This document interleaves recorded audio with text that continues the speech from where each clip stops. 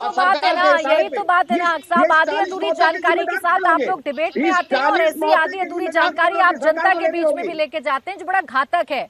आपको नहीं पता है, मैं आपको बता देती हूँ, इसी ने जवाब दाखिल किया है और इसी ने क्या जवाब दिया है वो भी आपको बता देती हूँ। वोट काटने का आरोप बड़ा चढ़ाकर लगाया जा रहा है। वोटर लिस्ट रिवीजन के दौरान फर्जी वोट कटे हैं, सियासी हित साधने के लिए झूठे इल्जाम लगाए जा रहे हैं। ये सारी बातें इसी की तरफ से बताई गई हैं, लेकिन आप सुनेंगे नहीं क्योंकि ये आपको सुनना नहीं है। आपने जो माना है, आपने जो तय किया है, आपके हिसाब से वो ठीक है ना हक साहब?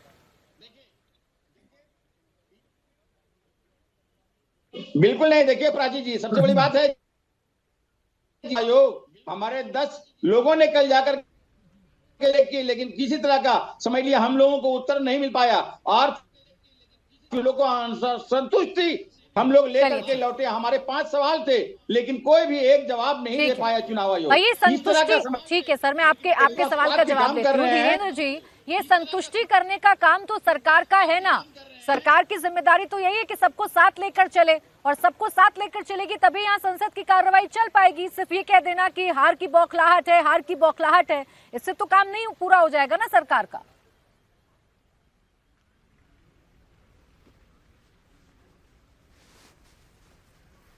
किससे प्रश्न है प्राची जी? हेलो, ये किसी भी कीमत पर धीरेन्द्र जी आपसे है मेरा, धीरेन्द्र जी आपसे प्रश्न है मेरा। ठीक है, मैं सुन नहीं पाया था। प्राची देखिए, सबसे पहले ये सदन के अंदर में हंगामा करने का मतलब मैं अभी तक नहीं समझ पाया। चुनाव आयोग SIR का काम कर रही है, तो सदन में ऐसा कौन सा इन लोगों को तकलीफ दिया है सदन ने कि सदन में ये बहस में नहीं आना चाहते हैं, सदन को ये आराम से चलने नहीं देना चाहते हैं, देशवासियों के हक पे बात नहीं हो, ऐसा ये चाहते हैं। SIR का मुद्दा कोई सरकार के द्वारा तो नहीं कराया जा रहा है SIR, और फिर से SIR अब तो चर्चा में नहीं होना चाहिए था, क्योंकि बिहार में सबसे कम समय में SIR सफलतापूर्वक कराया गया। प्राची, आप भी यहाँ पर आई थी, आपको पता है, और कितने बढ़िया ढंग से यहाँ पे SIR हुआ है। और यहाँ पर तो मैं तो कहूंगा कि यहाँ पे कितने दलित, वंचित, शोषितों को इसका फायदा हुआ है कि तथाकथित कुछ जो सामंतवादी लोग होते थे, जिनके 2-2, 3-3 वोटर होते थे, उन लोगों का नाम हटा है, डुप्लीकेट थे कई नाम, उन लोगों को हटा करके के हम लोग दलितों को ये अवसर मिला, और पहली बार उन लोगों को लगा कि हमारे वोट की अहमियत है। तो इसके फायदे तो आप लोग नहीं बता पा रहे हैं, विपक्ष के लोग, लेकिन सिर्फ मौत पे राजनीति करना। एक मिनट सुन लीजिए, एक एक करके लोग जुड़े हुए हैं। ये मौत पे राजनीति करना दुखद है। ये लोग की जिनकी भी मौतें हुई हैं, मुझे भी संवेदना है। चुनाव आयोग तो उनको शहीद का दर्जा दे, मैं तो ये भी चाहता हूँ, लेकिन क्या मौत के कारणों का पता किया है विपक्ष के नेताओं ने? क्या किसी के पोस्टमार्टम रिपोर्ट आए हैं? अगर नहीं तो सिर्फ उनके मौत पे राजनीति करना कहीं से मुझे उचित नहीं लगता है। जिन परिवारों ने अपने परिवार को खोया है, आप उनके मौत पे राजनीति करते हैं, ये कितना दुखद विषय है। और बिहार में तो सब कुछ। धीरेन्द्र जी, सरकार में आप हैं, आपकी कोई जिम्मेदारी बनती है कि नहीं बनती है? सिर्फ इतने सवाल का जवाब दीजिए। सब कुछ क्या विपक्ष को ही करना है? संसद ना चले तो विपक्ष जिम्मेदार, BLO की मौत हो रही है तो विपक्ष जाकर चेक करे किन कारणों से मौत हो रही है। विपक्ष तो मुद्दा उठा रहा है ना, जवाब देना है, जवाब मिल नहीं रहा, इसलिए विपक्ष कह रहा है कि संसद में हमें चर्चा चाहिए, इसलिए हंगामा हो रहा है। जिम्मेदारी सरकार की है कि विपक्ष को समझाए, एक पेज पर लेकर आए, कम से कम संसद की कार्रवाई तो चल पाए ना सर। प्राची, विपक्ष चाहता है कि मोदी जी देश के प्रधानमंत्री नहीं रहे, विपक्ष चाहता है कि नीतीश कुमार जी बिहार के मुख्यमंत्री नहीं रहे। तो क्या इन सब बातों को गंभीरता से लिया जाए?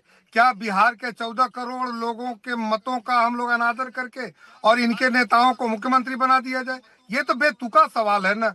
जब यहाँ के लोगों ने अपना स्वच्छ मतदान किया, इतना स्वच्छ तरीके से SIR हुआ, तो इन लोगों को मुद्दे तो है नहीं। कुल मिला जुला के जो गिनती के नेता ये बच गए हैं 15-20 विपक्ष के, अब ये लोग एक गठबंधन बताते हैं। जनता इनके पास नहीं है, तो टारगेट कभी चुनाव आयोग को करते हैं, कभी ये कर देते हैं CBI को, कभी करते हैं ED को।